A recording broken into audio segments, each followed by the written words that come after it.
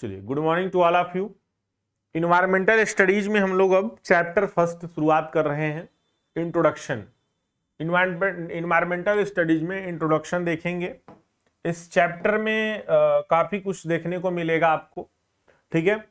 इसको हम लोग इन्वायरमेंटल स्टडीज को ईवीएस भी कुछ लोग बोलते हैं। क्या बोलते हैं? ईवीएस भी बोलते हैं, ठीक है, या फिर ईएस भी आप इसको बोल सकते हैं, ठीक है।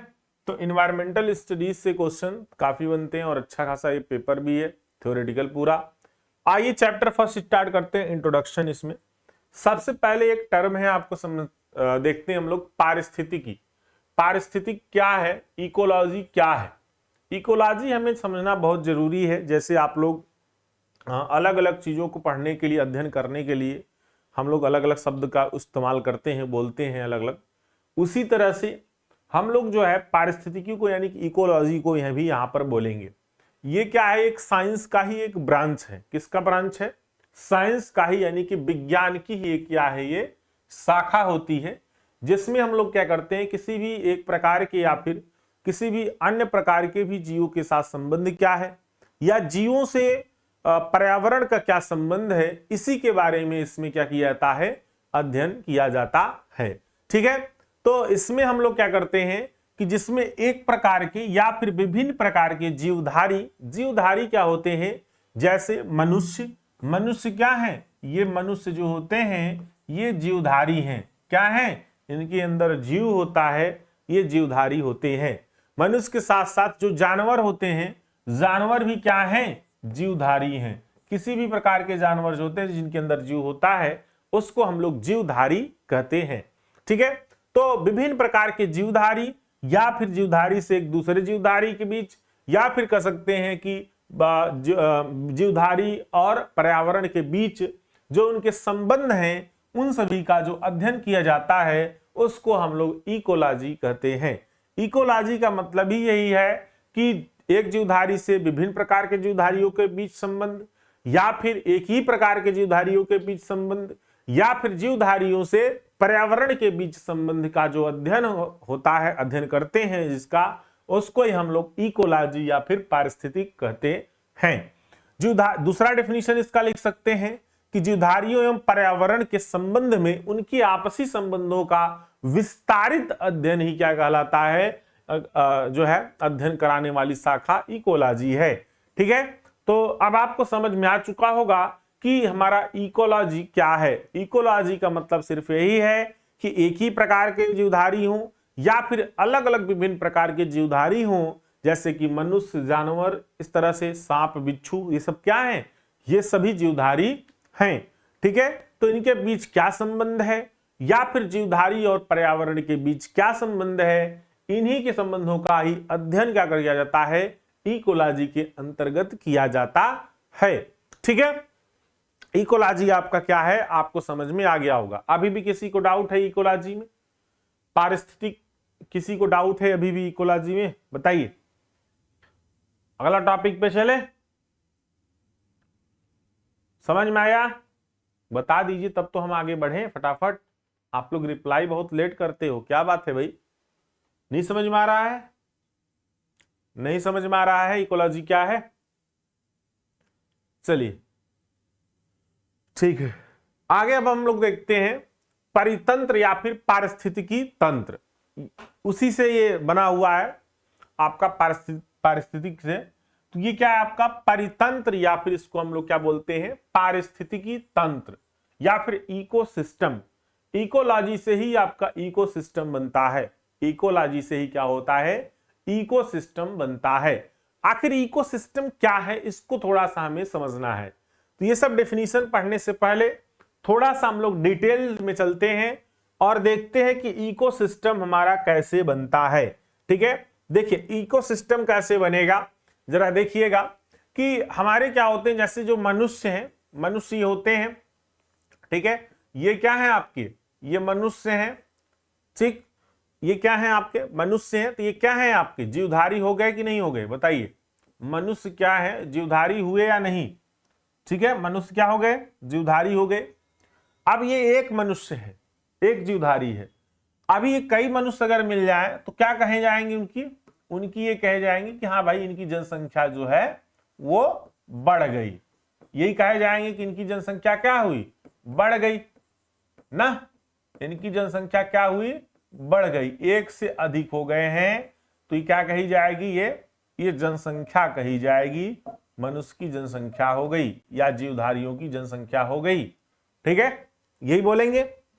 लेकिन यदि क्या हो कि इसी में कोई हमारा क्या हो कि यहां पर एक पर्यावरण ले लिया जाए, एक पूरा पर्यावरण हम लोग ले लें ऐसे, और इस पूरे पर्यावरण में ये क्या हो, एक हमारा पर्यावरण है, ठीक है, एनवायरमेंट है, और इस पर्यावरण में क्या हो कि ये जनसंख्या भी हो, क्या हो, जनसंख्या भी हो, और जनसंख्या के साथ साथ यहां पर और क्या हो कि और अदर जीव हो। अदर जीव कौन कौन से, जैसे जानवर जो हमारे हैं, या कि कोई सर्प बिच्छू, कोई भी जंतु जानवर हैं, जो भी जंतु जानवर हैं, जो भी जंतु जानवर हैं, सभी जंतु जानवर को अगर आप मिला दें, सभी जंतु जानवर को मिला दें तो ये क्या हो जाते हैं, ये हमारे जीव समुदाय कहलाते हैं, जीव समुदाय कहलाते हैं।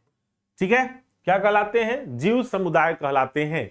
तो मनुष्य है, कई ढेर सारे मनुष्य अगर मिलेंगे तो जनसंख्या कहा जाएगा, और जनसंख्या के साथ साथ यदि कि सभी जंतु जानवर अगर उसमें आ रहे हैं एक ही साथ तो उसको जीव समुदाय कहेंगे। क्या कहेंगे, जीव समुदाय कहेंगे। और जीव समुदाय प्लस पर्यावरण मिलकर क्या बनता है, इसी को हम लोग क्या कहते हैं, पारिस्थितिकी तंत्र कहते हैं। यानी कि जो हमारा जीव समुदाय है, जो हमारा जीव समुदाय है और प्लस जो हमारा पर्यावरण है, इसी को हम लोग क्या कहते हैं, पारिस्थितिकी तंत्र यानी कि इकोसिस्टम कहते हैं। आई बात समझ में, इकोसिस्टम कहते हैं। क्लियर है, यानी कि जैसे अभी हम प्रयागराज में हैं यहां पर, तो यहां पर हम एक इकोसिस्टम में हैं। किसमें है, एक इकोसिस्टम में है। आई बात समझ में, क्योंकि हम भी हैं, मनुष्य हैं, और भी मनुष्य हैं, साथ ही साथ जीव जंतु भी हैं, और एक पर्यावरण भी है, इसीलिए ये आपका क्या कहा जाएगा, इकोसिस्टम यानी कि पारिस्थितिकी तंत्र कहा जाएगा। ठीक है, समझ में आया पारिस्थितिकी तंत्र क्या है, पारिस्थितिकी तंत्र समझ में आया। किसी को डाउट बताइए, इकोसिस्टम किसी को डाउट बताइए, किसी को डाउट है, अरे बताइए तब तो हम आगे समझे। कुछ आवाज नहीं जा रही आप लोग को, कितना इजी वे में बताया आपको, बताइए।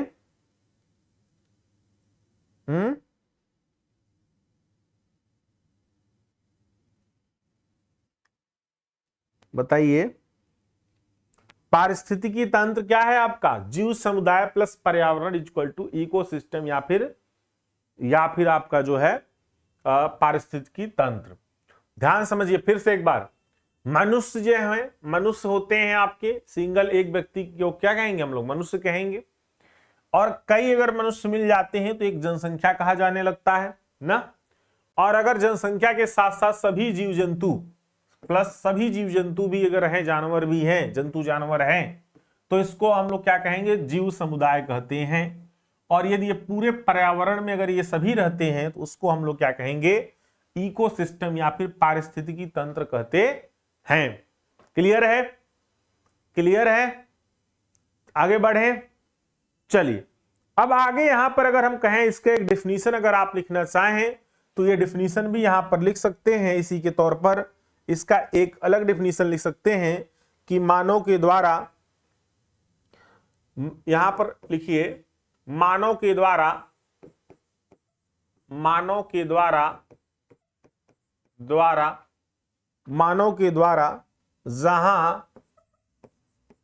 जहां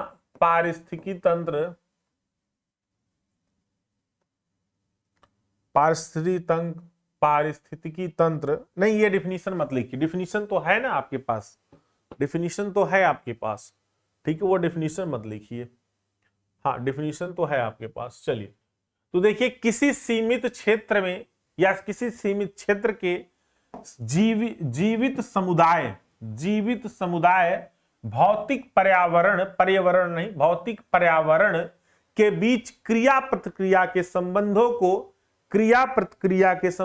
को परितंत्र कहते हैं या फिर पारिस्थितिकी तंत्र कहते हैं, यही आपको बताएं।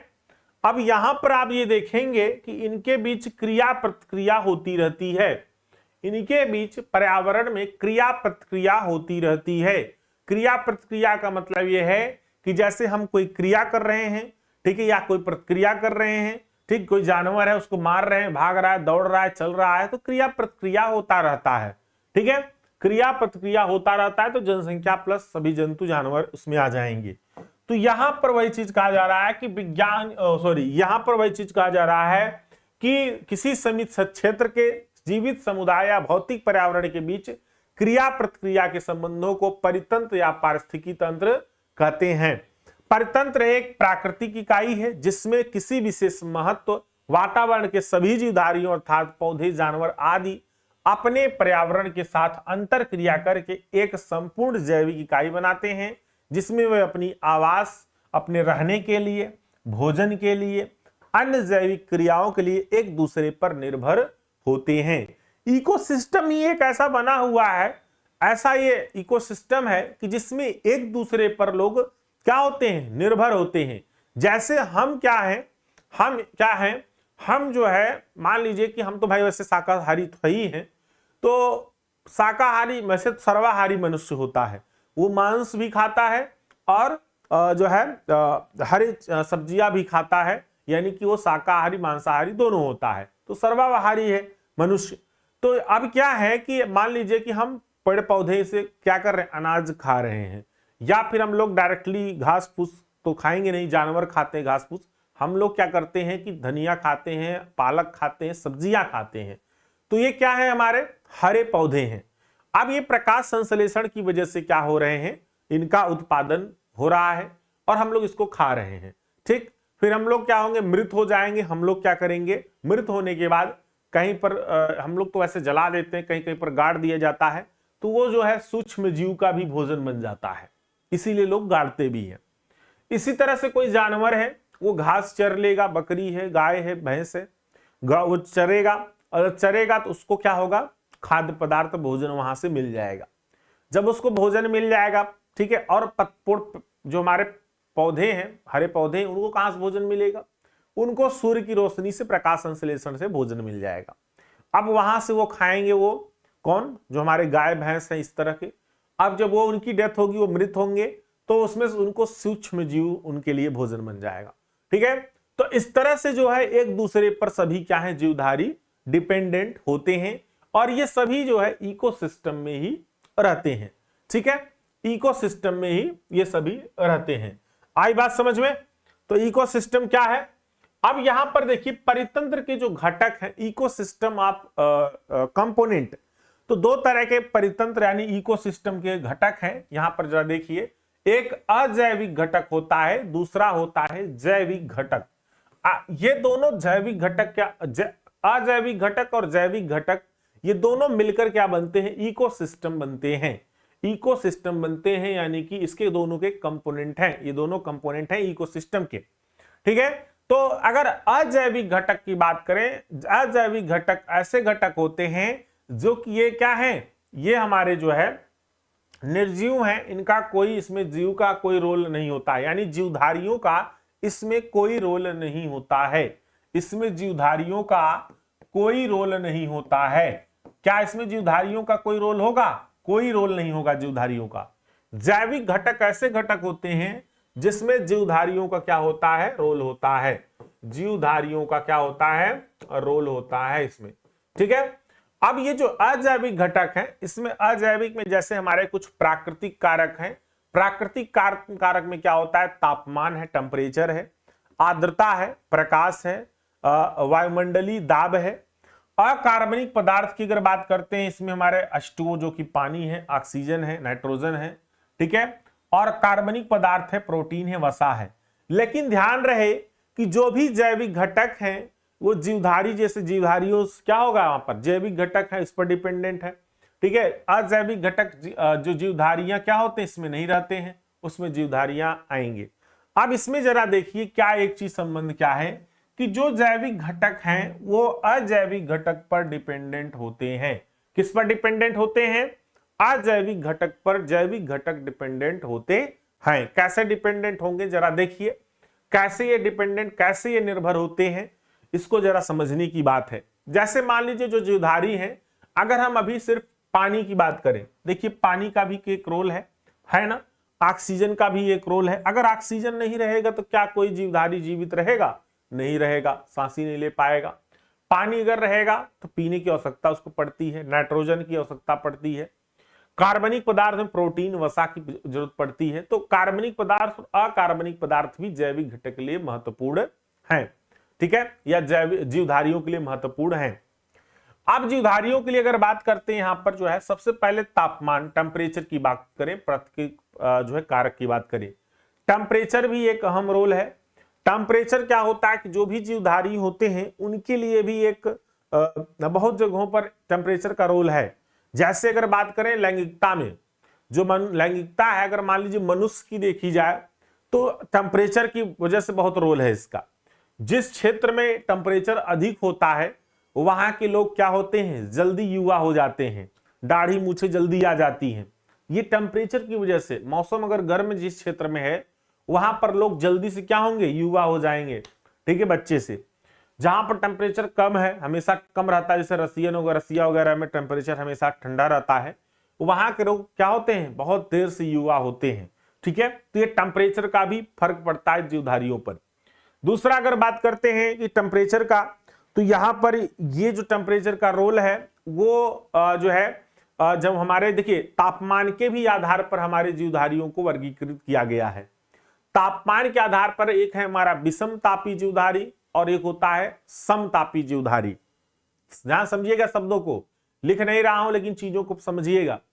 समताप जीवधारी और विषम ताप जीवधारी। जो समताप वाले जीवधारी होते हैं, इनके जो शरीर का इनके जो रक्त होते हैं, जो इनके ब्लड होते हैं, वो गर्म इनका क्या होता है? गर्म होता है काफी। और जो हमारे विषम तापी होते हैं, इनका रक्त जो है क्या होता है? ठंडा होता है, ठीक है। समतापी जो हमारे जीवधारी होते हैं, इनका जो टेम्परेचर है वो बाहरी यानी वायुमंडलीय जो टेम्परेचर है, एटमॉस्फेरिक जो टेम्परेचर है, उसके अनुसार बदलता नहीं है, यानी हमेशा इनका टेम्परेचर क्या होता है? गर्म रहता है। और जो विषम तापी जीवधारी होती है, वो टेम्परेचर जैसे इन्वायरमेंट का चेंज होगा, उनके शरीर का भी टेम्परेचर बदल जाता है, ठीक है। अब ऐसे कौन से जीवधारी हैं जिनका जो समतापी में आएंगे? सोचिए जरा। समतापी जीवधारी वैसे जीवधारी होते हैं जो कि जो हमारे पक्षी हुए और जो स्तनधारी होते हैं। पक्षी और स्तनधारी जो क्या है? जीव हैं या जीवधारी हैं, यही दोनों ऐसे हैं जो कि ये समतापी सम जो है यहां पर क्या होंगे? जीवधारी होते हैं, समतापी जीवधारी होते हैं। अब इसमें क्यों ऐसी बात है? देखिए, कहेंगे सर स्तनधारी का मतलब है जिनके कान हो, ठीक है, जिनके कान हो वो क्या होते हैं? स्तनधारी जीव होते हैं। और पक्षी, अभी कहेंगे सर स्तन जो हमारे अदर इसके अलावा कौन से हैं? इसके अलावा में जैसे आपका अगर यहां पर बात करें, जो मच्छर होते हैं, मच्छर क्या है? विषम तापी जीवधारी हैं। ये जो है ना, इनका जो शरीर का टेम्परेचर है वो जैसे वायुमंडल का टेम्परेचर चेंज होगा, इनके शरीर का भी टेम्परेचर बदलने लगता है। इसीलिए आपको ठंडी के मौसम में जो मच्छर हैं वो आपको क्या होते हैं? नहीं दिखाई देते। क्यों? क्योंकि अगर वो बाहर निकलेंगे तो उनके शरीर का टेम्परेचर ठंडा हो जाएगा और उनका सिस्टम काम करना बंद कर देगा। इसीलिए ठंडी के मौसम में क्या होते हैं? आपके जो है ये निकलते नहीं है बाहर। पक्षी हुए ठंडी के मौसम में उड़ते हैं, और स्तनधारी मनुष्य भी है, तो मनुष्य देखिए ठंडी में भी निकलता घूमता रहता है ना। तो इस तरह से जो है ये क्या है? हमारे जो है दो तरह के यहाँ पर विषम तापी और समतापी जीवधारी होते हैं। इसको ध्यान में हमेशा रखे रहना, ठीक है। काफी चीजें आपको यहां पर बता दिए। इस तरह से हमारा ये अजैविक घटक में ये आएगा, इसका एक रोल है। अब हम बात करते हैं जैविक घटक की। अगर बात करें तो इसमें हमारा क्या है? उत्पादक है हरे पौधे। ये क्या है? हरे पौधे उत्पादक हो गए। उपभोक्ता हो गए जंतु, और तीसरा है अपघटक सूक्ष्म जीव, जो कि ये सूक्ष्म जीव है। तो इन तीनों के बारे में अभी हम डिस्कस करेंगे, ठीक है। अब यहां पर देखेंगे हम लोग किसी भी परितंत्र के मुख्य दो घटक हैं, एक अजैविक घटक जिसको हम लोग नॉन लिविंग कंपोनेंट बोलेंगे, दूसरा जैविक घटक जिसको हम लोग लिविंग कंपोनेंट बोलेंगे। अभी मैं आपको इसको समझाया भी। अजैविक वाले में क्या होंगे, ये परितंत्र या पारिस्थितिकी तंत्र में विभिन्न प्रकार के अजैविक पदार्थ हैं, जैसे कि खनिज पदार्थ हमारा जो आएगा वो सभी नॉन लिविंग कंपोनेंट के अंतर्गत आता है। विभिन्न प्रकार की गैसेस हैं, जैसे कि मैंने बताया अभी आपको नाइट्रोजन, ऑक्सीजन, ये सभी क्या है, ये अजैविक घटक है। कार्बनिक पदार्थ हैं इत्यादि घटकों का जो संचरण है एक से दूसरे में, जैसे कभी कभी क्या होता है कि एक से दूसरे में वो चला जाता है, ट्रांसफर होता रहता है, हीट ट्रांसफर है, ये सभी क्या है आपके, ये सभी अजैविक घटक हैं। ठीक है, तो इनका प्रवाह कभी भी एक दिशा में नहीं होता है, मतलब एक ही डायरेक्शन में कभी भी इनका प्रवाह नहीं होगा, चौतरफा एकदम क्या होता है, इनका संचरण होता रहता है। जैसे ऑक्सीजन मनुष्यों एवं ऑक्सीजन यानी carbon dioxide, sorry CO2 carbon dioxide मनुष्यों एवं जीवों द्वारा वायुमंडल में छोड़ी जाती है। जितने जीवधारी होते हैं, मान लीजिए जैसे हम हैं, हम सांस तो ले रहे हैं ऑक्सीजन, लेकिन छोड़ क्या रहे हैं, कार्बन डाइऑक्साइड। इसी प्रकार से जानवर भी हैं, वो भी क्या छोड़ रहे हैं, कार्बन डाइऑक्साइड। तो ये जो कार्बन डाइऑक्साइड है वायुमंडल में क्या किया जा रहा है, छोड़ा जा रहा है। तो जब वायुमंडल में छोड़ा जाएगा तो पेड़ पौधे क्या करेंगे, इसको अवशोषित कर लेते हैं। जो पेड़ पौधे हैं वो इसको अवशोषित करेंगे कार्बन डाइऑक्साइड को, और इस प्रकार जैविक घटकों का संतुलन बना रहता है। तो अवशोषित करेंगे और फिर इनकी वजह से क्या होगा, ऑक्सीजन वहां से निकलेगा पेड़ पौधों से।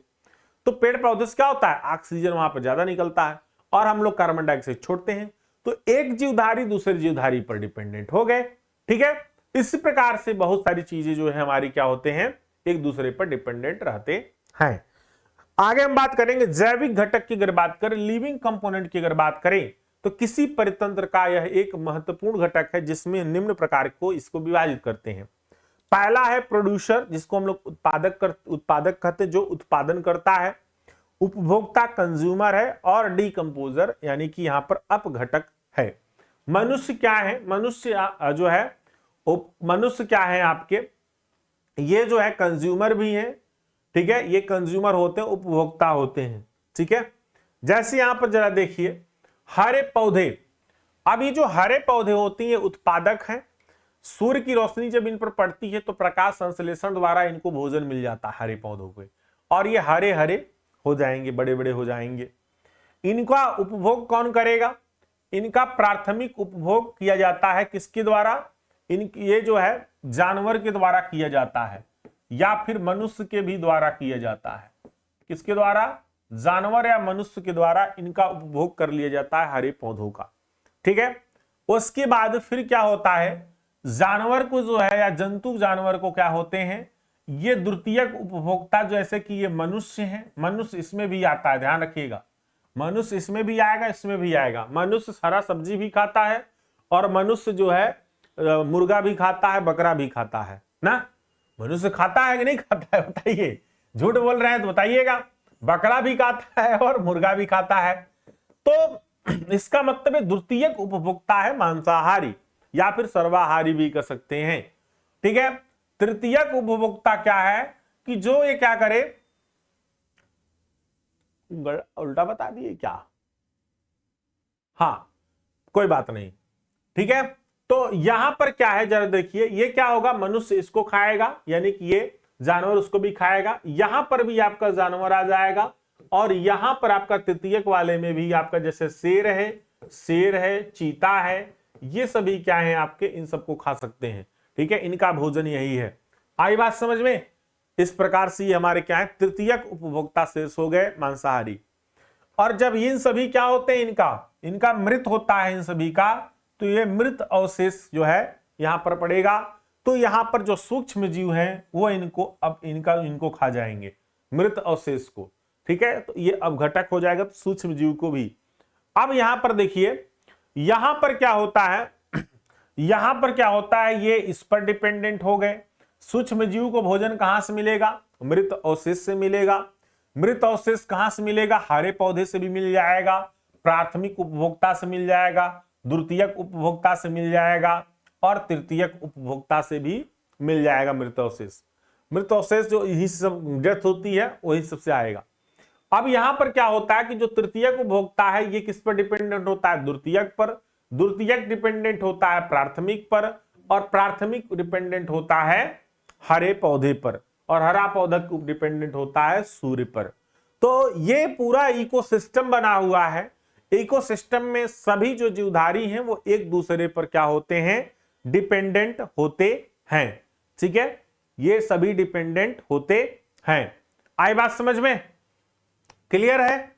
बताइए सूरज, समझ में आया? समझ में आया आपको? क्लियर है? चलिए अब हम लोग बात करते हैं यहां पर उत्पादक यानी कि प्रोड्यूसर। उत्पादक की अगर बात करते हैं यहां पर उसी पार्ट है उत्पादक यानी कि प्रोड्यूसर। ठीक है, उत्पादक यानी कि प्रोड्यूसर। तो प्रोड्यूसर में मैंने पहले ही बता दिया आपको, हरे पेड़ पौधे हैं, शैवाल हैं, जल में तैरने वाले भी पेड़ पौधे होते हैं, तो ये सभी उत्पादक कहलाते हैं। ये प्रकाश संश्लेषण द्वारा क्या करते हैं, अपना भोज्य पदार्थों का निर्माण करते हैं और ये अपना भोजन स्वयं बनाते हैं। उत्पादक हमेशा अपना भोजन वो स्वयं बनाते हैं। उपभोक्ता है यानी कंज्यूमर है, उत्पाद जीवों द्वारा, जो हमारे ये उत्पादक जीव हैं इनके द्वारा तैयार भोजन ग्रहण करने वाले ये जीव जंतु उपभोक्ता कहलाते हैं। यानी उपभोक्ता अपना भोजन स्वयं नहीं बनाते, उपभोक्ता अपना भोजन स्वयं नहीं बनाते, जो उत्पादक हैं, जो उत्पादक जीव हैं उन्हीं के भोजन को, उन्हीं को क्या करते हैं, ये खा जाते हैं। ठीक है, उन्हीं जीव जंतु को अपना भोजन बना लेंगे। इसके अंतर्गत शाकाहारी और मांसाहारी दोनों प्रकार के जीव आते हैं। मनुष्य जो होते हैं वो शाकाहारी भी होते हैं, मांसाहारी भी होते हैं। जानवर शाकाहारी भी होते हैं, मांसाहारी भी होते हैं। ठीक है, तो ये क्या करते हैं, उत्पादक को ही खा जाते हैं। ठीक है, पौधे को ही खा जाएंगे। ठीक, अब घटक की अगर बात करते हैं, डीकंपोजर। अब घटक की बात करें, इसके अंतर्गत मृत पोष जीव जीवाणु आते हैं। अब इसमें क्या होता है कि जो मरे हुए, जो भी, जैसे कोई व्यक्ति मर गया, कोई जानवर मर गया, या फिर कोई पौधा जो है सड़ गया, पौधा वगैरह काट के रख दीजिए सड़ जाता है कभी कभी, या फिर कोई घास वगैरह सड़ गया, सब्जियां वगैरह सड़ गई, तो जब इन सब का अपघटन होने लगता है तो जो सूक्ष्म जीव हैं उनका भोजन बन जाता है। ठीक है, तो ये क्या होगा, ये किस पर डिपेंडेंट, ये कंज्यूमर और प्रोड्यूसर दोनों पर डिपेंडेंट हैं। ठीक है, इसके अंतर्गत मृतपोषी जीव जीवाणु हैं, जैसे कवक हैं, कीड़े मकोड़े हैं, मिट्टी में रहने वाले सूक्ष्म जीव हैं, तो ये सब सम्मिलित हैं। ये जीव जंतु मृत उत्पादक और मृत उपभोक्ता के शरीर को जटिल कार्बनिक और अकार्बनिक में वितरित कर देते हैं। यानी कि इनको क्या करेंगे, ये डिकम्पोज कर देते हैं, इनका अपघटन होने लगता है उत्पादक और उपभोक्ता को। तो ये उत्पादक और उपभोक्ता को ही क्या करते हैं, अपना भोजन बना लेते हैं। ठीक है, तो आई बात समझ में। उत्पादक अपना भोजन स्वयं बनाता है, जैसे कि पौधा है, हरा पौधा होता है, वो प्रकाश संश्लेषण की वजह से खुद अपना भोजन बनाता है। उपभोक्ता क्या करता है, उपभोक्ता जो उत्पादक है उसी को खाकर या उसी पर डिपेंडेंट रहता है, और जो अपघटक है वो भी उपभोक्ता पर डिपेंडेंट रहता है। इस प्रकार से एक सिस्टम, इस तरह से इकोसिस्टम एक बना हुआ है। ठीक है, एक इसी तरह से। चलिए, तो ये आपका खत्म हुआ। भाई सोनू क्यों बार बार आ जा रहे हो आप, कुछ लोग देख रहे हैं आ रहे हैं जा रहे हैं, आ रहे हैं जा रहे हैं, आने जाने वाला सिलसिला ना रखिए। आधे घंटे की क्लास होती है 45 मिनट की, उसमें भी बार बार आओ जाओगे, कोई मतलब नहीं निकलेगा, छूट जाएगा टॉपिक, फिर वो आपको दोबारा देखना पड़ेगा। ठीक है, तब जाके आपको समझ में आएगा, क्योंकि एक चैन में बंधा हुआ है सब। चलिए ओके, फिर ये आपका यहां तक कंप्लीट होता है टॉपिक। अब हम लोग अगला टॉपिक देखेंगे कल की क्लास में। ठीक है, कल की क्लास में, तो एक बार इसको सभी लोग रिवाइज जरूर कीजिएगा। ध्यान सुन लीजिए, लाइव क्लास करने का फायदा वहां पर तब मिलता है जब आप इसको तुरंत रिवाइज करते हैं। जैसे ही क्लास खत्म हो, क्लास खत्म होने के 1 घंटे आधे घंटे में वीडियो अपलोड हो जाता है, उसके बाद आप दोबारा तुरंत रिवाइज करें, तुरंत रिवाइज करें। ठीक है, लाइव क्लास को चलाकर जो अपलोड हो गया इसको फास्ट ट्रैक पर स्पीड बढ़ा लीजिए, तुरंत इसको रिवाइज कर दीजिए। जैसे आप रिवाइज करेंगे, रिवीजन करेंगे, वैसे ही तुरंत आपको एक बार तुरंत दिमाग में जो छूटा हुआ कंटेंट होगा वो बैठ जाएगा। ठीक है, उसके बाद फिर अपना नोट्स वगैरह बना लीजिए, या बना हुआ है तो ठीक है। तो इसलिए तुरंत रिवाइज आप करिए। आई बात समझ में? चलिए ठीक है, ओके, चलिए ओके, बाय बाय। हाँ कोई बात नहीं, ड्यूटी पर है, कोई बात नहीं। किसी को कोई डाउट है? कोई डाउट है? चलिए ठीक।